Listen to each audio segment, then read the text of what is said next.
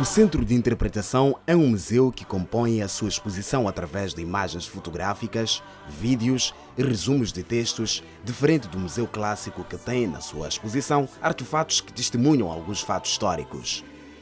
O Centro de Interpretação da Matola foi construído no âmbito do entendimento entre os governos de Moçambique e da África do Sul, com o objetivo principal de preservar a história da luta contra o regime racista que vigorou naquele país vizinho até 1990. O monumento e centro de interpretação da Matola, melhor dizer, é composto pela parte monumental e a parte do museu. Neste caso, uma visita, se nós tivéssemos que fazer uma visita virtual a partir daqui onde estamos sentados, eu diria que nós iniciamos a visita guiada da parte exterior, temos umas bancadas, onde nós fazemos uma introdução sobre o que é que significa Monumento e Centro de Interpretação da Matola. Okay? Fazemos uma introdução, uma contextualização e que é composto, neste caso, pela parte monumental. Da parte monumental, normalmente apresentamos a placa de inauguração do monumento pelos presidentes da República de Moçambique e da República da África do Sul. Estamos a falar de Sua Excelência Presidente Filipe Jacinto Nyusi. Estamos também a falar do presidente Jacob Zuma, isto que ocorreu a 11 de setembro de 2015.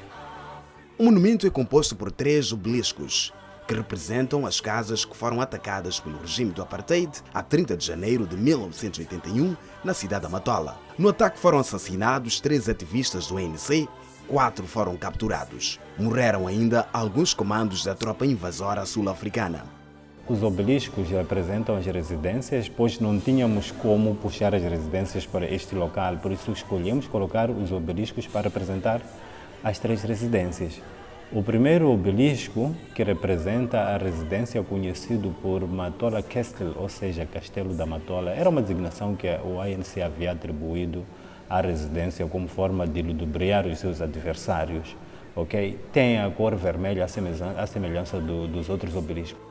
O vermelho representa o derramamento de sangue. As linhas brilhantes representam o cruzamento de fogo entre os combates. Houve uma vítima mortal que era um cooperante português que trabalhava na eletricidade de Moçambique, no distrito de Marraquém.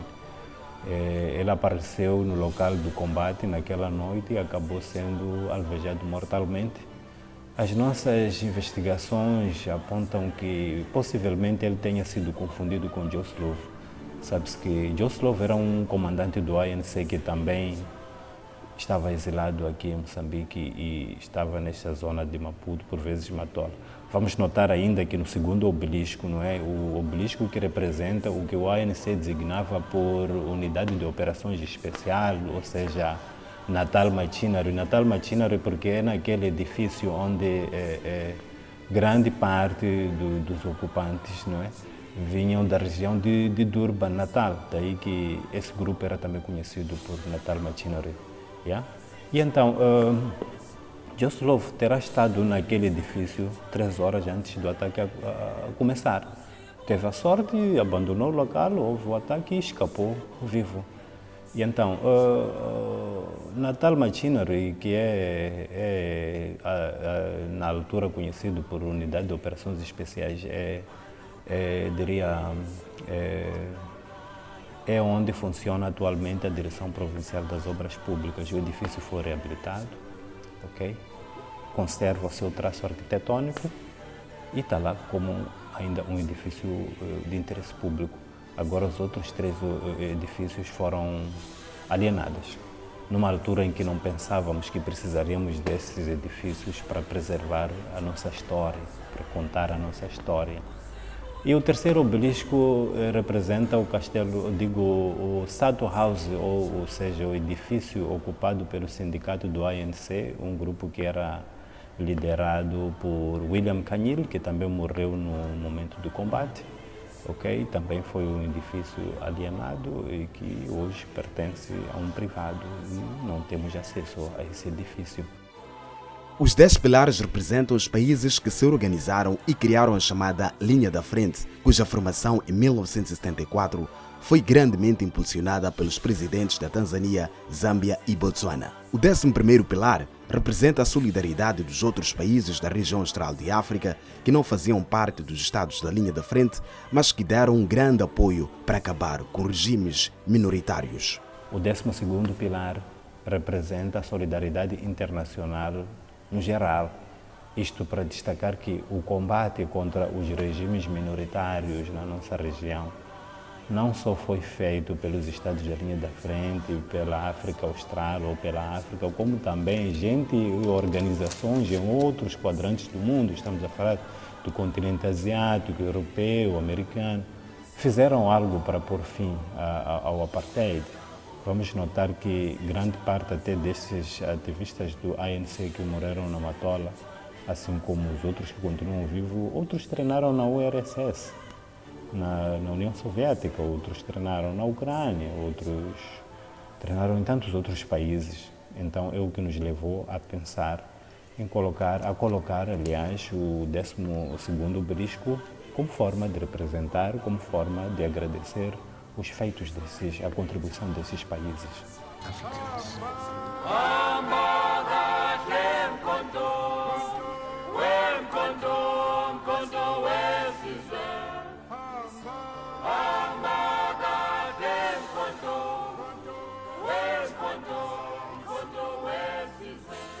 Este monumento, antes de ser um monumento alusivo aos sacrifícios consentidos na luta contra o regime racista da África do Sul, isto era a Praça da Juventude, ok? Era a Praça da Juventude e na altura tinha bancadas ali, as pessoas sentavam ali conversar, ok? Para lazer, por vezes, né? E então haviam trilhos que atravessavam o monumento, por isso nós preservamos isso. Ali tem as estruturas cinzentas que se vê ali no monumento, são bancadas. Até hoje as pessoas estão autorizadas a sentar naquele sítio, conversar, desde que não pratiquem atos de vandalismo, desde que não tragam álcool, porque este sítio não é mesmo apropriado para esse efeito. E tem um passeio que atravessa o monumento, fugindo até daquilo que é o monumento clássico, onde é um sítio normalmente proibido. A comunidade pode usar a qualquer momento que bem quiser, desde que não pratique atos de vandalismo. É uma forma de envolver a comunidade, de fazer a comunidade participar da preservação e valorização do próprio monumento.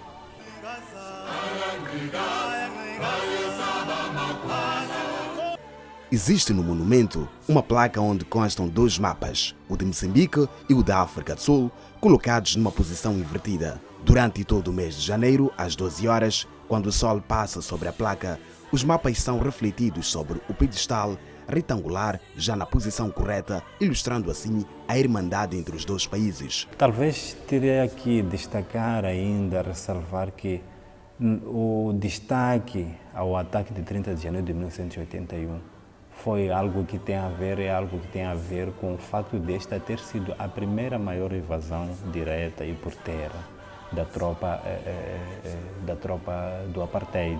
É daí que destacamos esse ataque, não querendo dizer que não houve outros ataques, houve tantos outros ataques até bem grandes, mas este foi o primeiro grande ataque que mereceu uma grande atenção pela maneira como o ataque foi executado, pela maneira como o ataque foi preparado na África do Sul até que alcançasse Moçambique.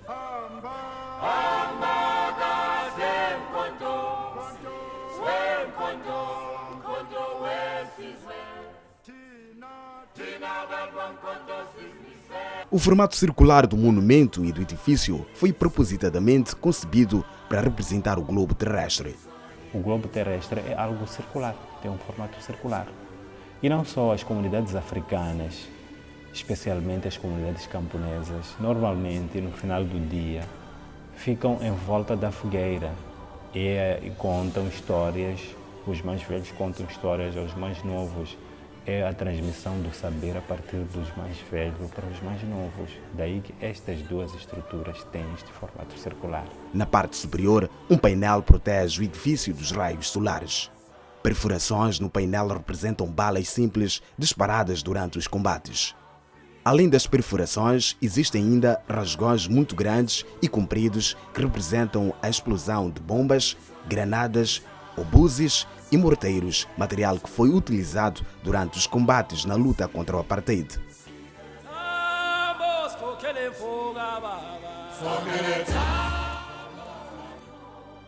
Na entrada do centro de interpretação, na parte superior da porta, existem barras compridas que partem da base do edifício até ao teto, representando o bambu, vegetação típica da região da Matola antes da sua urbanização.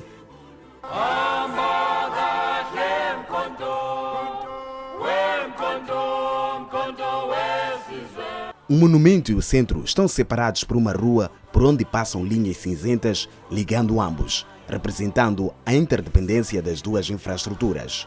Logo na entrada, uma tela ilustra o comício alusivo à celebração do primeiro aniversário do ataque à Matola, feito pelo presidente de Moçambique, Samora Moisés Machel, e por Oliver Tambo, líder do ANC, a 14 de fevereiro de 1982. 14 de fevereiro de 1982 foi o dia em que foram a enterrar os restos mortais dos 15 ativistas do ANC que morreram do ataque de 30 de janeiro de 1981. A partir da celebração de 14 de fevereiro de 1982, o dia 14 de fevereiro, é importante notar que o dia 14 de fevereiro foi o dia em que foram sepultados os restos mortais das vítimas do ataque de 30 de janeiro de 1981. Então, o dia 14 de fevereiro, a partir deste comício, foi declarado Dia da Solidariedade e Amizade entre a comunidade moçambicana e a comunidade sul-africana.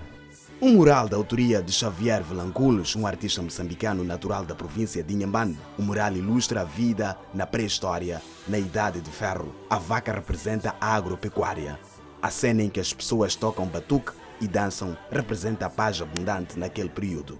Não estamos a dizer que não haviam guerras em África. Haviam muitas guerras em África, pois haviam reinos, alguns reinos eram rivais, mas as guerras não eram de tão grande envergadura que podemos considerar esta era da pré-história e da Idade de Ferro como uma era conturbada, não era tão conturbada assim. Tínhamos também escravos nos impérios, nos reinos, que era apenas para servir o rei, não é verdade? Então não se considera como uma era de escravatura como tal. Tudo muda com a chegada dos europeus. Vai notar que com a chegada dos europeus, ali vê-se na imagem os missionários, não é, cristãos, com a Bíblia, ok? Uma Bíblia que tem uma corrente que liga a pomba que representa a paz. Esta educação cristã supunha expandir o cristianismo assim como a paz, mas no fundo aquilo não era paz. Uma pomba acorrentada, isso não é paz. Então, no fundo, não havia nada de paz. É aquilo que na obra de Eduardo Mondlane, Lutar por Moçambique, diz que é educação e submissão. É mais ou menos isso. Okay? Em paralelo a essa atividade de expansão do cristianismo, introduziu-se já a verdadeira escravatura, onde o homem é transformado como mercadoria para ser vendido na Europa, o início do comércio triangular, neste caso. Escravos que saem para as Américas, saem para as Europas, por aí em diante. E então, daquela parte do mural, onde temos a vida na pré-história, vamos ver que o soalho ali é plano.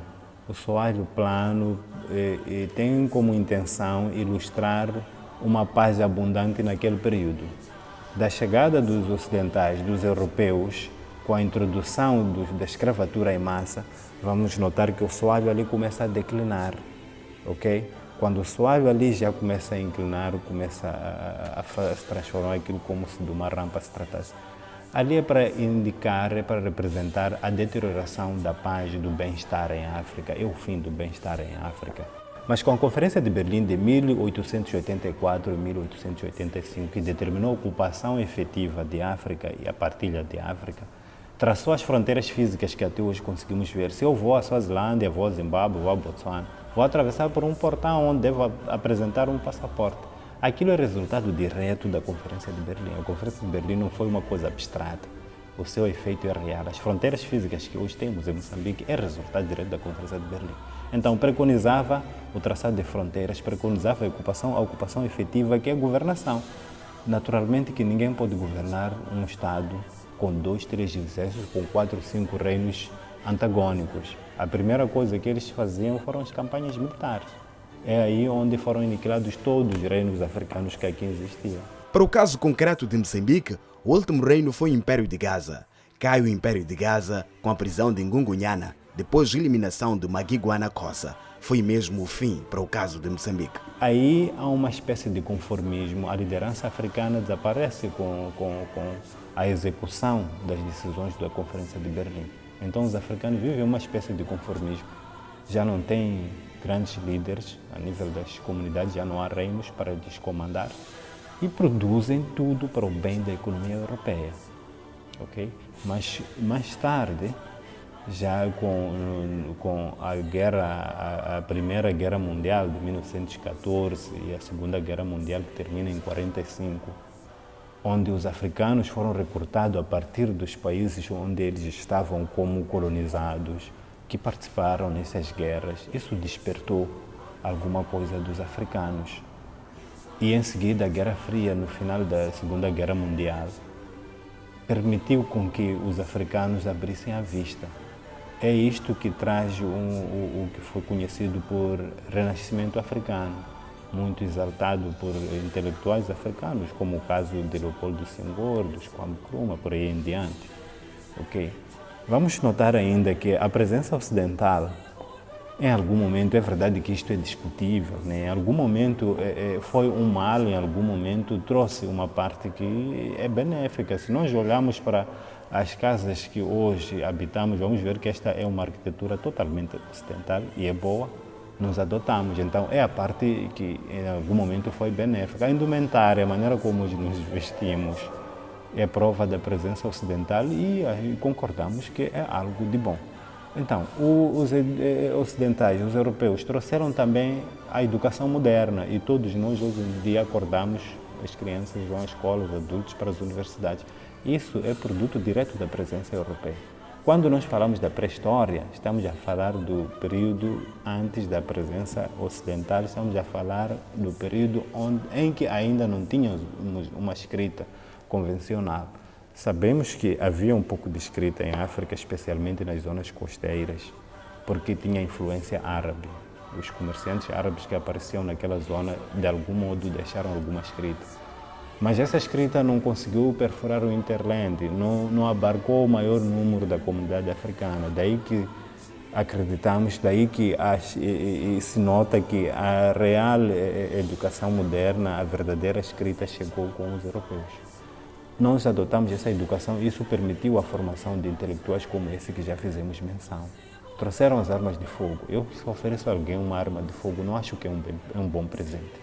Mas é como quem diz que foi o instrumento que usamos para depois dizermos que o feitiço voltou contra o feiticeiro. Foi um instrumento útil para as nossas lutas revolucionárias. Então são esses instrumentos, é essa educação moderna que adotamos que nos permitiu a voltar a pensar na igualdade de direitos. Vamos notar ali que aparece um homem a pegar-se a cabeça ali a pensar na vida dos africanos, ok? Com bandeiras brancas e a pomba solta sem nenhuma corrente, o que representa a paz verdadeira.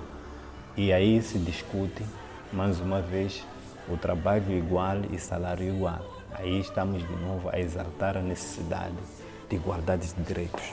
Quando nós falamos do racismo, nós conhecemos a zebra tem a cor branca e a cor preta. Quando nós falamos de racismo, podemos falar de tantas outras raças, mas basicamente o racismo tem em princípio duas cores, que é o preto e o branco. Mas para quem conhece a zebra, é um animal preto e branco, mas é um animal muito bonito, para dizer que estas cores, apesar de estarem presentes num único animal, criam harmonia. E o que interessa da vida é a harmonia. Daí que concluímos que o apartheid, o racismo, não faz sentido. Tem que juntar essas cores. Daí que essas raças têm que estar juntas para produzir harmonia e podermos avançar e podermos desenvolver.